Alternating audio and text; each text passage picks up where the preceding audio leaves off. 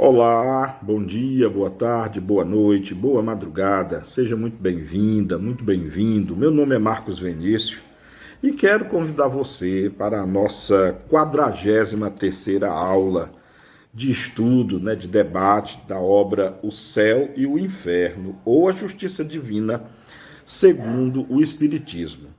Eu estou gravando essa videoaula numa manhã de quarta-feira, 24 de maio de 2023. E já dando continuidade, estamos vendo a evocação do espírito Jobard, feito pela Sociedade Parisiense de Estudos Espíritas, e é muito interessante, eu não sei se você está percebendo, deve estar com certeza, o quanto é valioso esse estudo para nós aferirmos, investigarmos, compararmos, estudarmos, porque aqui o que nós temos são as impressões do próprio espírito, do próprio espírito que desencarnou e está aqui nos relatando as impressões dele. Agora é muito importante, que nós entendamos que essas impressões são as impressões dele, é o que ele está verificando, Porque a prática nos diz, e aí nós verificaremos também aqui ao longo da obra, que cada espírito às vezes identifica coisas diferentes, percebe coisas diferentes, porque aí nós sabemos que depende de uma série de fatores inerentes ao espírito, A sua elevação moral, principalmente, o seu conhecimento intelectual, ou seja, o seu grau de conhecimento perante a vida, perante as coisas, perante o cabedal de conhecimento que o espírito já tiver adquirido, Então é muito importante partir deste princípio. Então, continuando aqui, só para que vocês possam orientar-se em casa, para quem estiver acompanhando no livro, e é muito importante, eu ressalto, não deixem de ler o livro na íntegra. Então, estamos aqui na segunda parte do livro, capítulo 2, em Espíritos Felizes, e hoje nós veremos já o item 4. No item 4, a pergunta que faz ao espírito Jobard é a seguinte: este lugar, porque lembrem que na questão anterior, que terminamos a aula passada, o espírito Jobard estava lá na sala de reunião, muito próximo do local onde ele já se sentava, quando estava encarnado.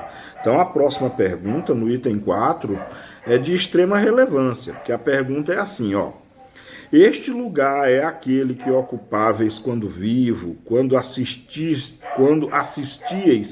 às nossas sessões e que vos reservamos. Aqueles, pois, que aí vos viram, devem imaginar-vos e ver-vos tal como éreis então. Se aí não mais estáis com o vosso corpo material, estáis com o vosso corpo fluídico, que tem a mesma forma. Se nós não vos vemos com os olhos do corpo, veremos com os do pensamento. Se não podeis vos comunicar pela palavra, podeis fazê-lo pela escrita, com a ajuda de um intérprete. As nossas relações convosco não estão, pois, de nenhum modo interrompidas pela vossa morte, e podemos nos entreter convosco tão facilmente e tão completamente como outrora. As coisas são bem assim? É muito interessante porque nessa pergunta tem um monte de coisas, um monte de elucubrações. Primeiro, aqui é a pessoa que está perguntando, o entrevistador, por assim dizer. Ele já admite que ele tem um corpo fluídico no mundo espiritual.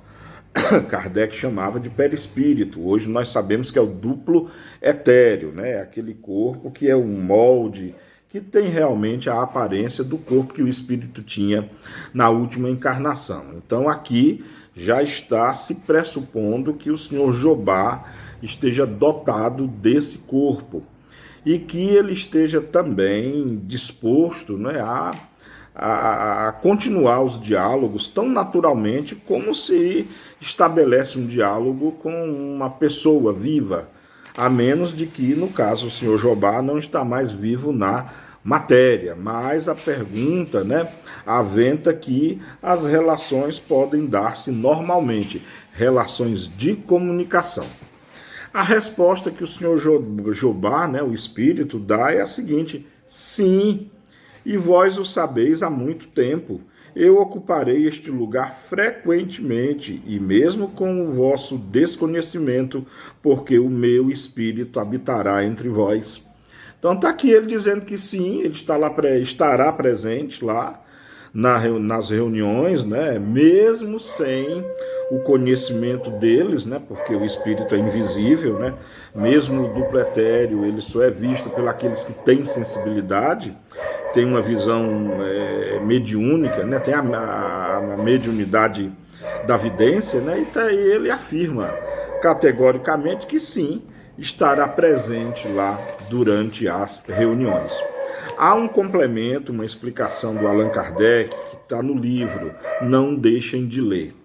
Eu queria passar agora para a quinta pergunta, porque é fascinante. A quinta pergunta é fascinante naquilo que ela pode se desdobrar, naquilo que podemos estudar a respeito dela. Olha só, na quinta pergunta, faz-se da seguinte maneira: não faz muito tempo que estáveis sentado neste mesmo lugar.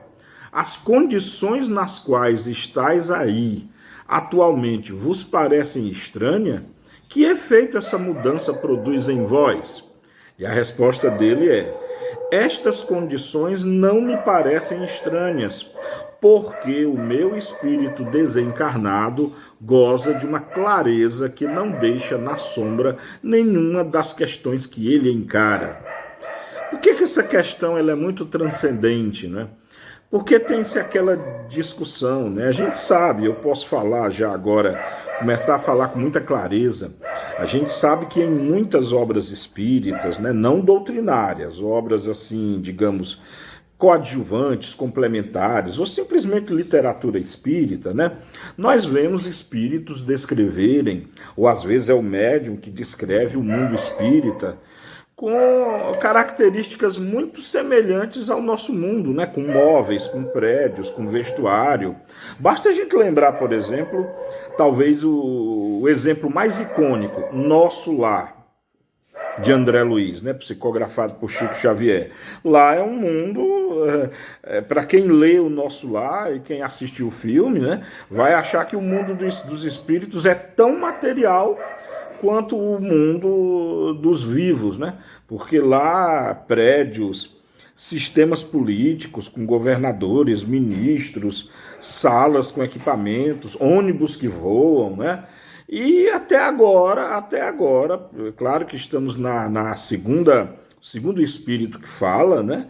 Que dá o seu relato, mas até agora nós não temos nenhuma indicação de que ele esteja num lugar circunscrito a móveis, a edificações, a uma roupagem. Percebem aonde eu estou querendo chegar? Então estamos estudando juntos. Eu também estou muito ansioso nessas características para a gente estudar o que fala a doutrina, né? A doutrina espírita, que é Céu e Inferno, é doutrina espírita, não é obra complementar, não é obra coadjuvante, não é literatura espiritualista, não é romance, é doutrina. E até agora, é por isso que essa questão é muito enfática, porque a pergunta é muito interessante: como é que ele acha estranho? Só que até agora o senhor Jobá não descreveu nada. O que ele diz aqui, que para mim deixou muito elucidativo, é que ele não está achando estranho, mas ele deixa claro aqui, pelo menos deixa um pouco nas entrelinhas, de que para ele não é nada estranho, porque ele estava preparado. Ele estudou, ele enfim, preparou-se antes do desencarne dele para o que talvez ele iria encontrar no mundo espiritual. Então, é essa questão. Deixa aí o que você acha a respeito disso, o que você pensa sobre isso. Estamos estudando juntos, com mente aberta, sem nenhum preconceito, sem nenhuma ideia pré-concebida. Vamos analisar aquilo que os espíritos nos dizem. E é assim que funciona a boa ciência, né? Coleta de dados, de informações, cruzamento com outras informações, análise de contradições, encadeamento de ideias, estabelecimento de teorias e por aí vai.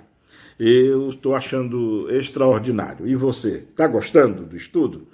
Deixa aí seu comentário. Se não estiver gostando também, diz aí o que você está achando. A sua opinião é muito importante.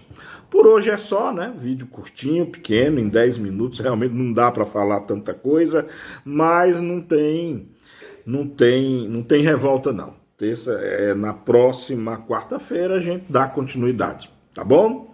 É isso para hoje. Beijo no coração, como eu sempre digo, amemo-nos como Jesus nos amou e até a próxima. Tchau.